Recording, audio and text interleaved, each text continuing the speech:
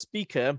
He's Shaykh Sanaullah Sadiq Taymi, he's present in his group. And Shaykh Sanaullah Sadiq Taymi, he's also assistant professor at Umm Qura University.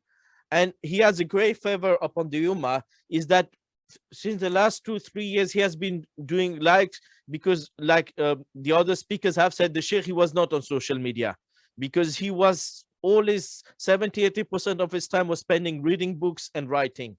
So what Shaykh Sanaullah has done, he linked the Shaykh with the Ummah. So people were able to ask questions to the Shaykh, and the Shaykh could speak about so many videos on different topics, books of fiqh, books of hadith, the scholars he made, and many the books of tafsir and all the tafasir he recommended.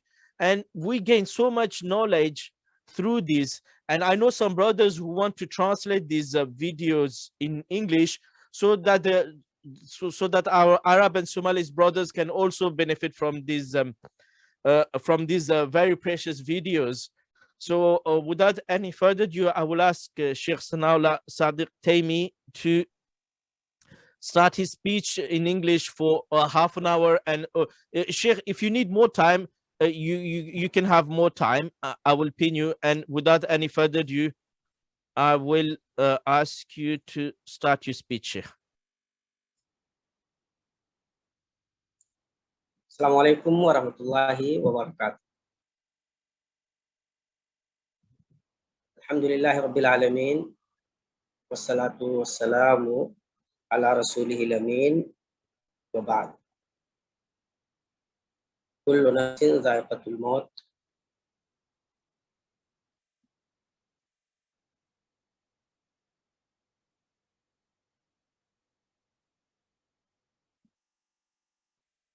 It's not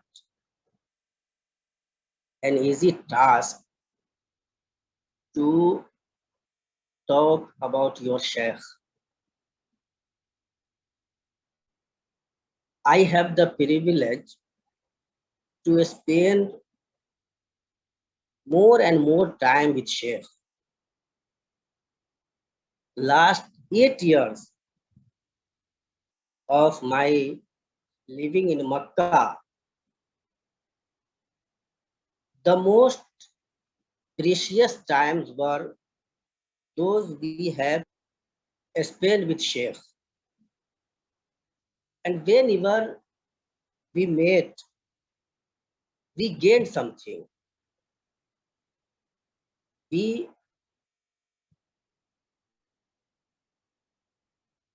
lost an entire ummah,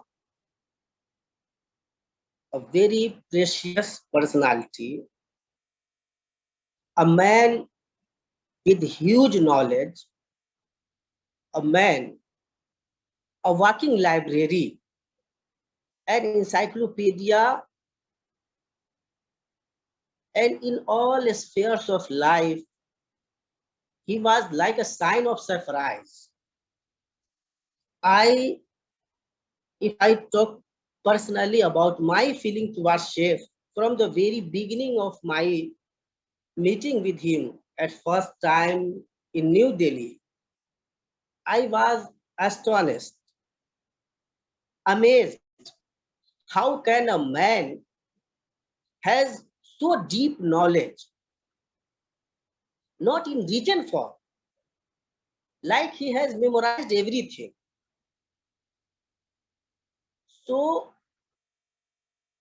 when I came here by the grace of Allah, it was like a dream comes true. By the grace of Allah subhanahu wa ta'ala, I was his neighbor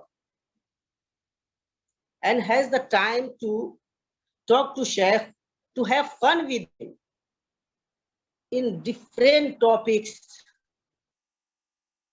And the most appreciation we have about Shaykh is that he always talked about books, about thinkers, writers, about topics related to knowledge, to science. He was always far from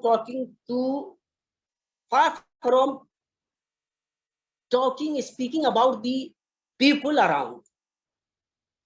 If he wanted to say something about anybody, he would discuss his ideas, his opinions, not his personal life. He never had any ill will about any person. And I don't remember I have met anybody who has so kind and so clean heart. He was very comfortable to praise his colleagues, his classmates, and say very good words about them. I think it's not easy. It's always difficult, hard to say something praiseworthy about your colleagues, about your classmates. But that was Shaykh, his vision about the entire Ummah and the Islamic history, the personalities. He has lived with them in their books. And the personalities in recent times, like Ibn Baz, Al-Bani, Shaykh Bhujiani, he often remembered them. And whenever he remembered them, he would cry, tears rolling down from his eyes. And I personally, when try to read Shaykhul Islam Ibn Taymiyyah, I think there were similarities between Shaykh and Shaykhul Islam Ibn Taymiyyah. He not only compiled the books on Shaykhul Islam Ibn Taymiyyah, not only searched and found out many Shaykhul Islam Ibn Taymiyyah's books and published it, mashallah, but also he was on his path in his opinion, thoughts, and in his practical life also. Whenever we invited Shaykh to our house to have dinner, we felt that Shaykh has already taken his meal. He used to say about Shaykh Islam Ibn Taymiyyah that when he was invited to anybody, he would have his meal at his house and then will go to the host. I have find that Shaykh Islam Ibn Taymiyyah rahimahullah, whenever he criticizes in detail. He does not generalize. That was also the way of Shaykh Muhammad Ozair Shams. He was against this generalization. He would go to the detail and will find out what is wrong and what is true. So sometimes I felt that we are watching a man in his practical life trying to copy Shaykh Islam Ibn Taymiyyah. On moral ground, he was a very simple man, a very simple. Anybody can contact him, talk to him, and spend some time. An amazing quality he has was that he was very much able to talk to the people on their own grounds. When he is talking to a student, he seemed like he is also a student. When he is talking to a layman, it seemed that he is also a layman. When he is talking to a scholar, it seemed he is a scholar. So it was amazing. It's very difficult and ordinary. Even a knowledgeable person cannot do it. It's very hard. We used to talk to our colleagues and friends that Shaykh whenever he goes out from his house, he put his personality out from himself, like into his house, and then he goes out. Nobody can imagine that this is the Shaykh who is a librarian, a full Islamic library, encyclopedia, a man who is contacted from all over the world to guide the scholars, research scholars. So he was a very shine example of simple living and high thinking.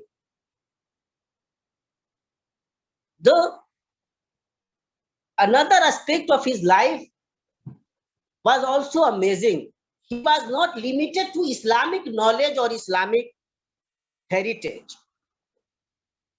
He has a very deep knowledge of whatever has been written in history, in philosophy, in Islamic sciences, and in other fields also. I would like to mention here a very interesting incident. Since 1.5 years, I am trying to make some videos in English language. And I am coming from a madrasa background in Bihar. Then I was fortunate to go to JNU. But I was not able to speak English like a native speaker, and had some, have some reluctance also. So when I tried to do it, I made some videos and then sent it to Shaykh to guide me and give his suggestions. Shaykh, after watching the videos, he messaged me, described the faults, and guided me to listen to the scholars, guided me to the websites where I can find some best scholars and I can learn. That was amazing. I was surprised, but I know that Shaykh has the knowledge. Shaykh is aware of all the things around. He has all the knowledge about all the things around, but at the same time, he was a very sound Salafi alim din and Ahle Hadith alim din. And his entire life was to publish the heritage of Salafi ulama. Even when he worked on literature, Arabic literature and language, he preferred to publish the works of Maimani, Abdul Aziz al-Maimani, one of the greatest Islamic literary personalities, one of the greatest scholar of Arabic language. He was also an Ahl Hadith alim. And the entire life of Shaykh was about spreading out the knowledge of Shaykh al-Islam ibn Taymiyyah, Ibn Qayyim, Abdul Rahman Yahya al-Muallimi, Shaykh Shinqiti, and he always tried to highlight the contributions of Ahl Hadith ulama in subcontinent. And he has compiled entire history of ulamas, and inshallah we will do our best to publish it as per the wish of Shaykh, inshallah. So he has a very vast knowledge, a very bigger contact, always ready to benefit the people, particularly the students, the research scholars. I remember whenever I said to Sheikh that somebody wants to have your contact number, he said, give to those who are students, who are research scholars, and who want to talk on various knowledgeable topics. If they want something knowledgeable, then I am here and you can share my contact, no problem. But please remind them that I am not the man of faith. I will not respond to the people on their faith questions. I am not the man of this field. And that was very rare to see among the ulamas of our time. He has the guts, he has the courage to say that he does not know. He is not the man of this field. Many times, many people from all over the world contacted me to make Shaykh ready to be part of their TV channels. But Shaykh refused. No, I'm not the man of this field. Sanaullah Sahab, you can go. I'm not the man of this field. You should contact some other people. I used to receive many questions from the people around asking me about faith, questions related to faith ahkam. I would send to Shaykh and said, and Shaykh often replied, oh, it's not, it's not my field. Otherwise, he will go to silent mode. So that was a very good thing to learn from Shaykh. A very good thing to learn from him. It's not easy to say that I don't know.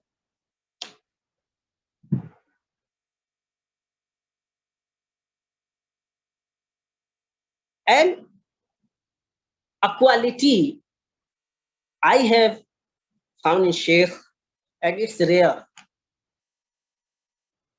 He was a scholar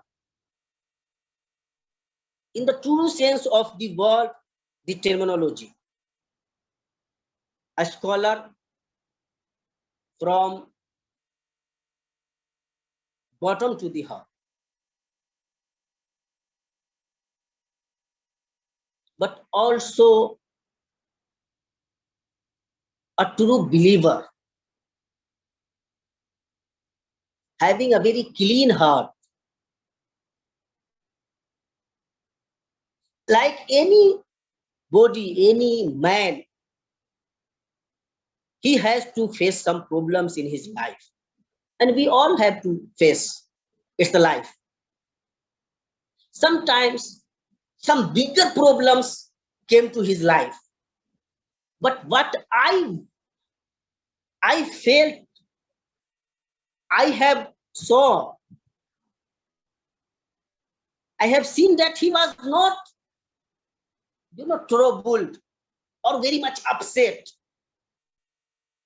He was calm, satisfied, and like nothing has happened. Once I said to Shaykh, it's not possible. How do you manage? You are also a man. You are also living a life like we are living. When these type of things came to us, we became upset. How do you manage it? Shaykh said, and it's I think a lesson we should learn. He said, if you face something, you should try your best to solve it and then go to Allah, make it to the Allah Tabarak wa Ta'ala, and He will find the best solution. Always pray, do your best, make your efforts, but don't be troubled. You are unable to give the solution. The solution will come from Allah subhanahu wa ta'ala. So make your effort and then go to Allah subhanahu wa ta'ala and pray. I do that and then I become very satisfied. And I have sensed, I have seen the satisfaction in the face of Shaykh. A very amazing, a true believer can have this quality. A true believer can. He was always simple, always, and aware of the facts around the world, but emphasized on the practical aspect of our actions. Whenever we talk about entire Ummah and the problems we are facing, he would say, okay, these are the problems, but what you can, what I can. So what you can, you should do. And what is out of your reach, you should pray, you should go to Allah and have the calmness. That was amazing aspect of his life. Always try to be aware from the fame and name. He hated name and fame. He helped many scholars. Some of them written the name of Shaykh on the front page of their books. When the book published and Shaykh came to know about it, he was not happy. Not happy.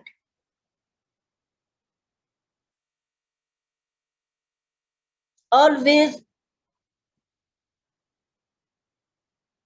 ready to encourage the scholars.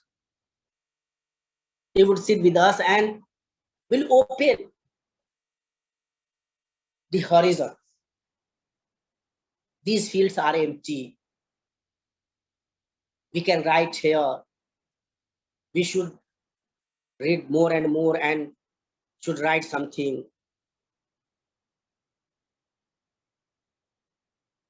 Whenever he finds some new book or an article which is very good, written by anybody, you can see the happiness on his face. You are so glad that you would become jealous of Shaykh. In his whole life, was not fond of worldly affairs. He was living like a traveler.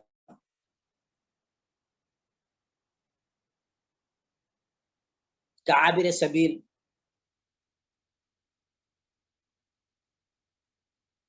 His house contains 4 rooms.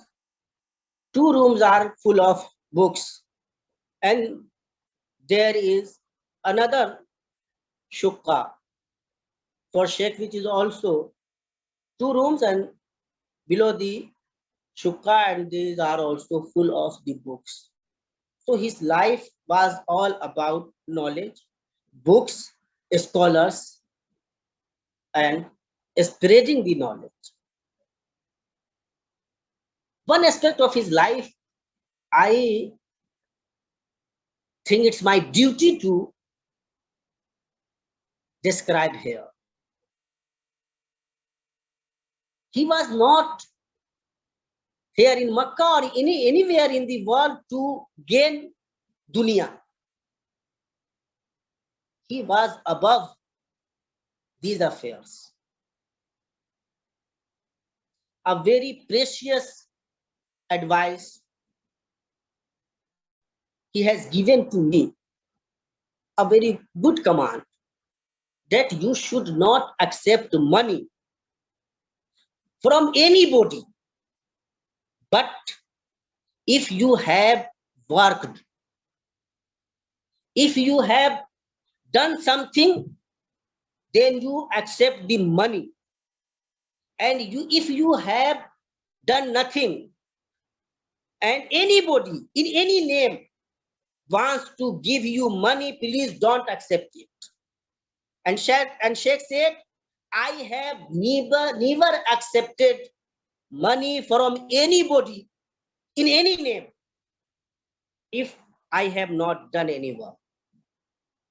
If you do, you will lose your sounding character.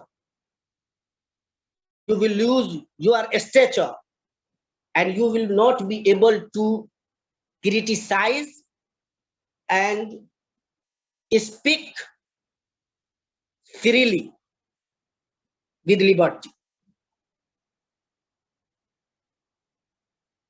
And I think that was the legacy, his policy in his life. Very simple. Whenever we invited Shaykh to our house and we tried to offer something special, he would say, oh, it's not necessary. It's waste of, money. Why are you managing these all things? It was enough to have, bread and one vegetable. Why you always try to have the meat and fish and vegetables and this and that? It's not needed. And that was not like, he's showing off. No. It was very clear from his whole personality that he is meaning the words he is speaking. So personally, it was my greatest loss in my life. And I think it is a great loss to the entire Ummah. And that was felt. This loss was felt from India to Pakistan to Europe to Arab world.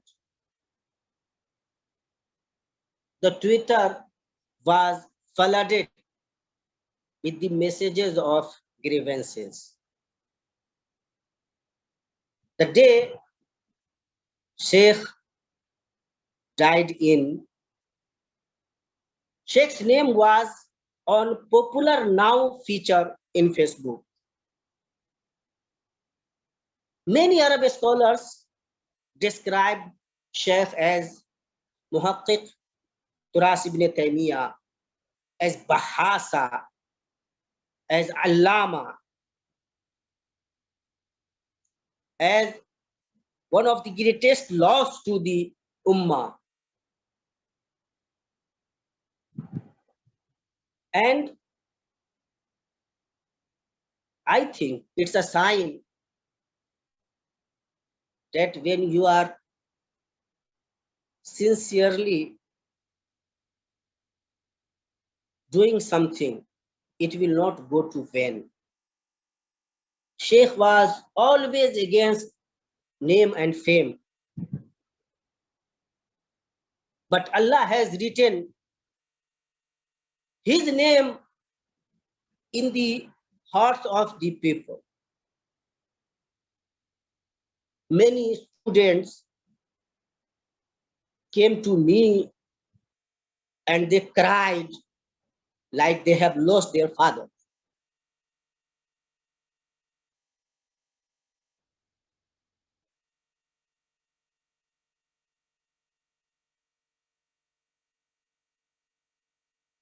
I'm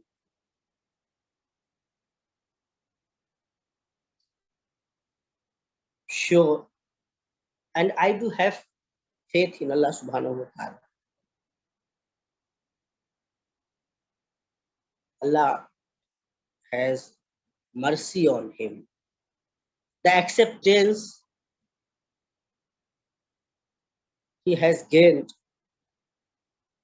from all over the world, and the words came from very known and authentic personalities of the world about him, will be inshallah witness. We are giving shahada. Inshallah, it's our prayer. He will be in paradise in Jannah. And ask Allah subhanahu wa ta'ala to have mercy on him, to give him the Jannah, and give us the strength to bear this loss and to be able to carry his legacy on and be able to publish whatever he has written, and it's still now unpublished. Wassalamu alaikum wa rahmatullahi wa barakatuh. Jazakumullah khaira wa barakallahu fiqh. Jazakallah khair, Shaykh. It was a very emotional speech, mashallah, on Shaykh Ozair Shams. And may Allah Ta'ala grant you tawfiq to publish all his unpublished works and all his other works he was working on, Shaykh. And the biography of the 600 scholars he had written.